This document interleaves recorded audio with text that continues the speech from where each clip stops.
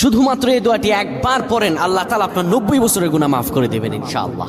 আপনার 90 বছরের গুনাহ মাফ হয়ে যাবে শুধুমাত্র এই দোয়াটি যদি একবার পড়তে পারেন। আপনার ভাগ্য খুলে যাবে, রিজিকে বরকত আসবে, মনের ন্যাক আশা পূরণ হবে, আল্লাহ আপনার সব দোয়া কবুল করে দিবেন। সুবহানাল্লাহি ওয়া বিহামদি। এত ফজিলত, এই দোয়াটা আপনারা শেয়ার করে দিবেন। এই যুবকেরা, আমল না করেও সওয়াব পাবা। তোমার একটি শেয়ারে, একটা বাটনে প্রেস করে তুমি সওয়াব পেয়ে যাবা। কারণ তুমি আমল না করো, অন্য কেউ যদি তোমার শেয়ারের বদৌলতে আমল করে, সওয়াব তুমি পেয়ে যাবা। নবীজির হাদিস। আমার ভাইয়েরা, আল্লাহর কাছে দোয়া করা, আল্লাহর কাছে দোয়া চাওয়া, এটি হলো মুমিনদের কাজ। আমার আল্লাহ বান্দাকে বলেন, বান্দারে উদউনি আস্তাজিব লাকুম, আমার কাছে চাও, আমার কাছে চাইলে আমি আল্লাহ তোমাকে দিয়ে দিব। কেউ যদি একবারে দোয়াটি পড়তে পারে, দোয়াটি হলো রব্বি ইন্নী যালামতু নাফসি ফাগফিরলি।